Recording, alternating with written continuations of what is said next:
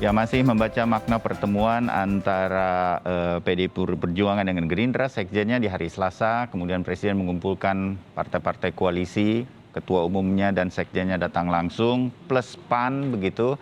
Masih ada Mas Nursiwan Sujono, Ketua DPP PDI Perjuangan, Kang Ujang Komarudin, pengamat politik, dan Mbak Bivitri Susanti, pakar hukum tata negara. Pertemuan-pertemuan politik kemarin itu ada hubungannya kah dengan upaya untuk mengamandemen Undang-Undang Dasar 45. Kita sudah dengar Mbak Bivitri, kita sudah dengar Mas Nus. Kang Ujang, kalau menurut Anda, berikan wawasan lah kepada kami gitu. Apakah memang perlu juga komentar Anda berkaitan dengan amandemen ini seperti yang diagendakan oleh, dibahas tadi oleh Mas Nus, penting untuk membuat visi misi baru begitu. Mungkin berbeda, tapi kalau perusahaan kan visi misinya jarang berubah ya sejak aktenya dibentuk begitu, kemudian berjalan aja begitu. Nah, hal semacam Ya, ini yang mungkin kita butuh komentar dari Anda, Kang Ujang. ya saya melihatnya begini ya. Dulu itu kan GBHN sudah ada di masa Orde Baru. Lalu Ya, amandemen keempat katakanlah ya itu dihilangkan. Lalu ini sekarang akan dinaikkan. Nah saya melihat ya saya kenal dengan Pak Bambang Susatyo dulu dekat saya dengan beliau. Gitu. ya, Nah saya melihat kelihatannya MPR ini dan senior-senior di DPR gitu ya katakanlah ingin memiliki legacy gitu loh. Ketika nanti mereka sudah tidak menjabat lagi, kelihatannya arahnya ke sana. Tapi soal mohon maaf ya kalau perlu atau tidak itu kan kita sudah mempunyai rencana pembangunan jangka tahunan, ya, lalu jangka menengah, lalu jangka panjang gitu kan. ya, Nah ini kan sudah bisa dilakukan, sudah bisa jalan gitu loh. bisa Sebenarnya jalan. tanpa mohon maaf tanpa GBHN pun jalan. Nah cuma persoalannya tadi saya melihat ya senior-senior yang di MPR itu lebih melihat kepada dia ingin memiliki legacy loh. Apa yang warisan yang baik yang akan diberikan kepada bangsa ini kelihatannya ya GBHN itu gitu loh yang akan mereka wariskan ke depan. Tetapi apakah rakyat perlu? Mohon maaf, rakyat nggak perlu. Rakyat ini yang hari ini butuh makan, butuh sembako, butuh kesehatan gitu. Dalam konteks bernegara, saya melihat gitu ya, ada perbedaan pandang tadi yang disampaikan oleh Mbak Bivitri dan Bang Nusirwan saya. Tetapi saya melihat kalau hanya berkutat kepada GBHN lalu terbatas hanya pada GBHN, bagi saya tidak terlalu penting, tidak terlalu urgen dalam konteks pembangunan bangsa ke depan. Karena tanpa itu pun bangsa ini jalan kok. Ya, oke. Ya, tadi sudah ada kampanye janji kampanye presiden kok yang memang harus direalisasikan kok gitu loh. Nah Ya, ini kan diukur aja parameter-parameter itu. ya, Kecuali memang mohon maaf janji kampanyenya masuk kepada GBHN tadi agar kita bisa ukur. ya, Ya kalau nanti janji kampanyenya A, GBHN-nya B lalu gimana? Nggak sinkron juga. Ini juga harus jadi perhatian. ya. Dan Jadi tampaknya saya tidak ada yang harus dilakukan juga dari kampanye waktu menjadi calon presiden sampai sekarang kan kira-kira begitu ya. Kita dapat poinnya. Oke. betul begitu Bang Bayu. Saya melihatnya seperti itu Bang. Ya, Mbak Bivitri, tapi kemudian dengan gendutnya koalisi plus PAN lagi gitu, tinggal PKS dan Demokrat kan yang oposisi begitu. Kalau ini mau dilakukan bisa aja terjadi. Itu apa ya? Gampangnya saya menyampaikan ini begitu. Jadi presidennya udah oke, kemarin udah guyup. Ini kan tinggal jentik jari juga bisa aja terjadi. Kira-kira begitu ya, Mbak Bivitri? Atau nggak semudah itu juga melakukan amandemen Undang-Undang Dasar 45 sebetulnya, sehingga kemudian ada hal-hal yang nggak boleh ditabrak atau menyalahi aturan menjalankan sebuah negara, Mbak Bivitri? Iya, kalau matematikanya dengan bergabungnya PAN sudah, bahkan sebelum bergabungnya PAN, Iya. kalau cuma matematikanya ya, hitung-hitungan jumlah, itu sebenarnya sudah bisa amandemen. Karena DPD, jangan lupa, jadi pasal 37 Undang-Undang Dasar, itu adalah kerangka hukumnya untuk melakukan amandemen. Dikatakan itu kalau diusulkan oleh sepertiga saja total jumlah anggota MPR, jadi DPR plus DPD, itu sudah bisa masuk sebagai agenda. Nah, kemudian pasal 37 ayat berikutnya menyatakan kalau dalam sidangnya itu forumnya 2/3 total jumlah anggota MPR, disetujuinya harus 50% plus 1 gitu. Jadi kalau istilahnya Mas Bayu tadi tinggal jentik jari saja, saya kira kalau matematikanya iya. Iya. Tapi kan masalahnya kalau kita berbicara amandemen konstitusi, ini bukan amandemen undang-undang saja ya, seperti Iya. undang-undang revisi undang-undang KPK itu kan amandemen itu undang-undang. Ini kan undang-undang dasar.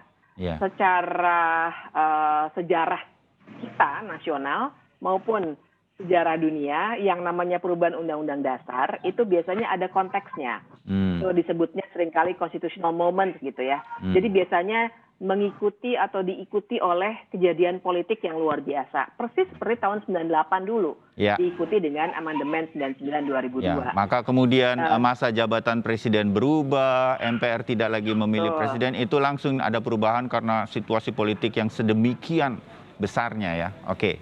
Betul. Nah, tapi yang kita perlu catat begini, itulah amandemen yang wajar, yang dalam arti memang dibutuhkan oleh sebuah negara. Ya.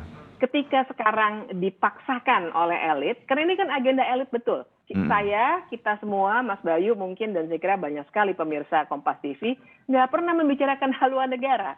Yang kita bicarakan sekarang adalah hal-hal yang sifatnya konkret. Nah, jadi kalau ini dipaksakan dari atas, top down, maka bisa diduga ini memang maunya elit politik. Bukan yang normal tadi dalam kondisi ada situasi seperti 98, tahun 49, tahun 50 dulu ya, waktu kita dengan Undang-Undang RIS dan Undang-Undang Dasar sementara, itu tidak ada konteks itu.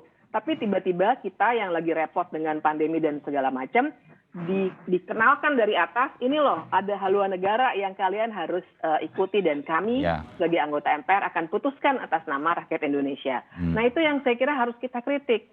Karena kalau boleh saya tambahkan sedikit Mas Bayu, soal haluan negara tadi ya, saya kira ada salah kaprah. Saya kira tidak ada di Indonesia yang tidak menghormati betapa besarnya jasa Presiden Soekarno ketika itu. Dan bagus sekali haluan negaranya.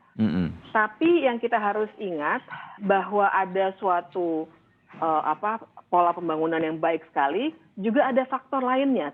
Bukan dokumen haluan negara saja yang membuat dulu zaman Pak Soekarno, kemudian zaman Soeharto juga cukup baik pembangunannya. Tapi ada faktor dua orang tadi. Soekarno dengan kepemimpinannya yang luar biasa, Soeharto dengan kepemimpinannya yang otoriter. Itu yang membuat dulu kita begitu baik pembangunannya selama puluhan tahun. Sekarang pendekatan penyelenggara negara itu berbeda dengan tahun-tahun yang lalu, begitu ya. Jadi saya kira itu yang harus kita lihat.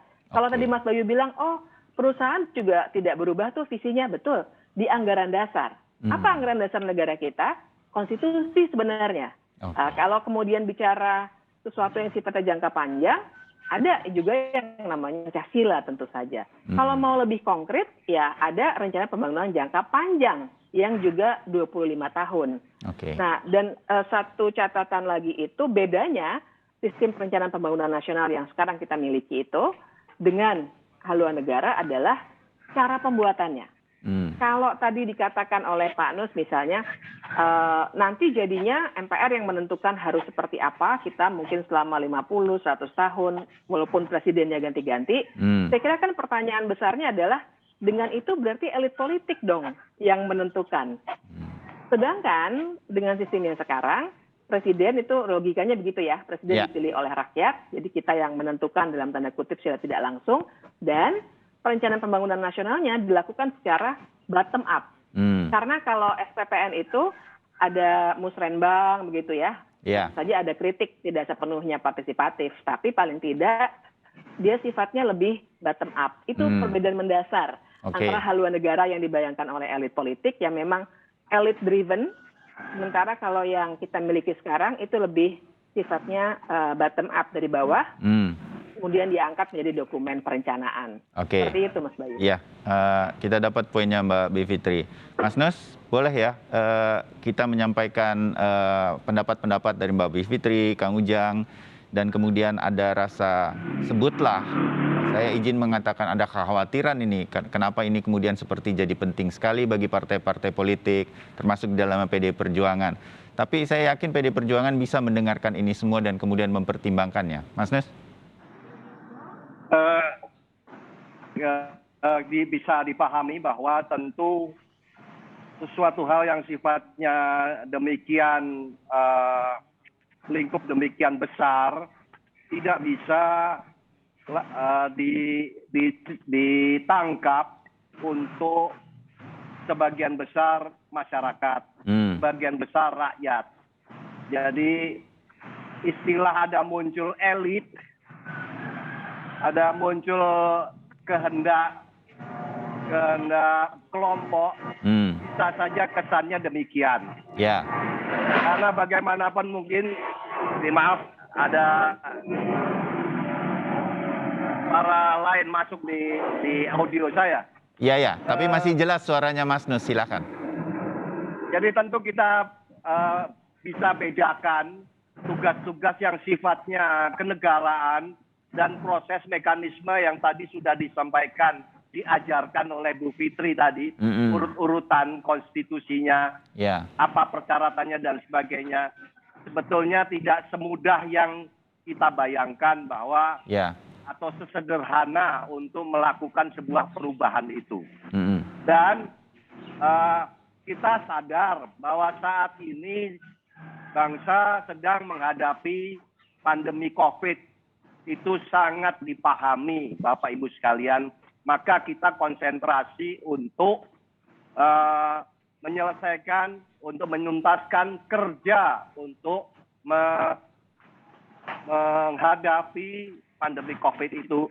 Kita pahami betul. Dan kita memang sudah melakukan kerja, PDI Perjuangan maksudnya, sejak awal hingga saat ini tidak pernah kendor dan tetap mendukung program-program pemerintah yang dijalankan untuk pandemi tersebut.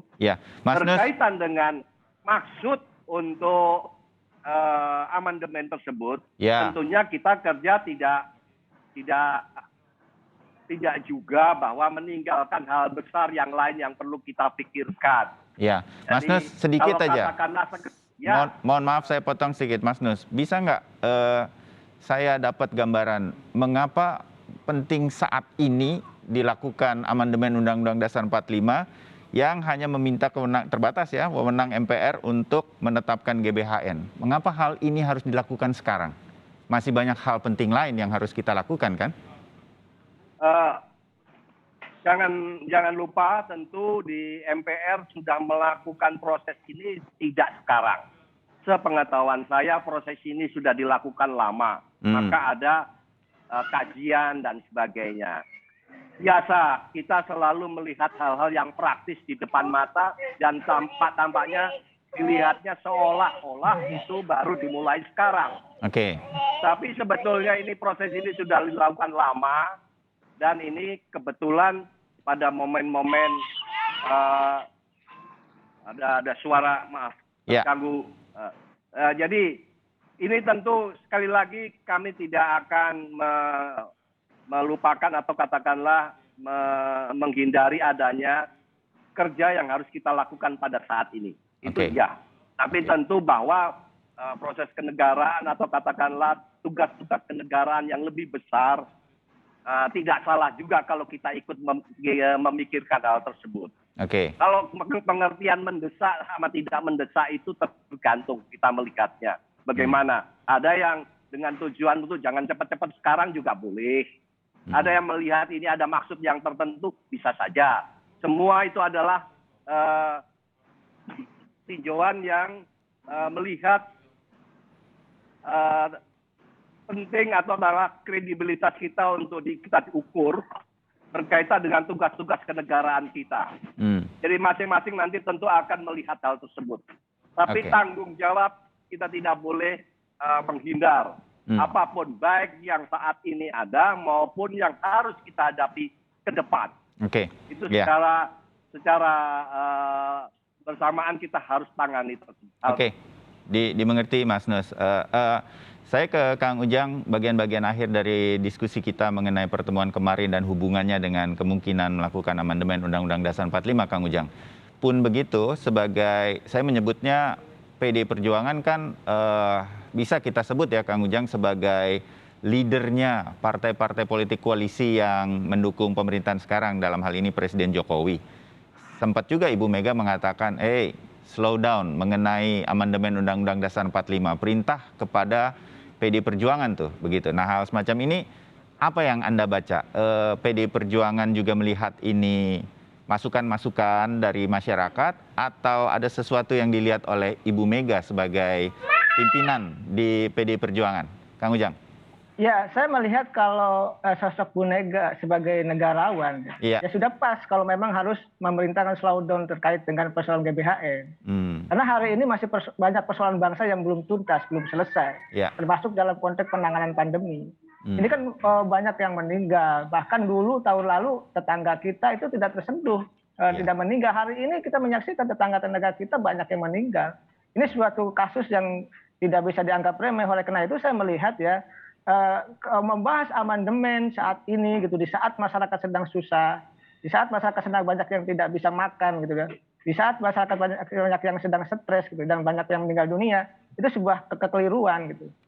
Sangat kontraproduktif dengan kondisi fakta sosiologis yang ada. Oleh karena itu sebenarnya yang harus kita jaga dan harus kita bangun adalah bagaimana kerjasama antara elit dengan kelompok komunitas masyarakat yang mampu untuk bisa menolong masyarakat. Nah kemarin saya mengkritik terkait, mohon maaf terkait dengan baliho. Saya bilang masyarakat tidak butuh baliho.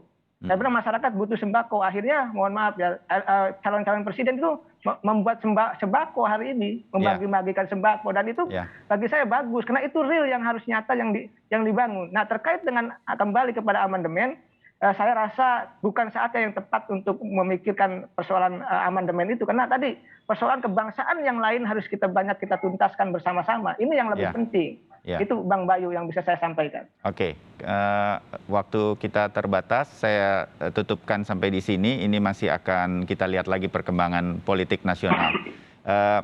Saya yakin Mas Nus di sini mewakili PD Perjuangan akan terus mendengarkan masukan-masukan bersama partai politik lain. Nah ini udah dijawab sama Mas Nus, tentu itu akan didengarkan.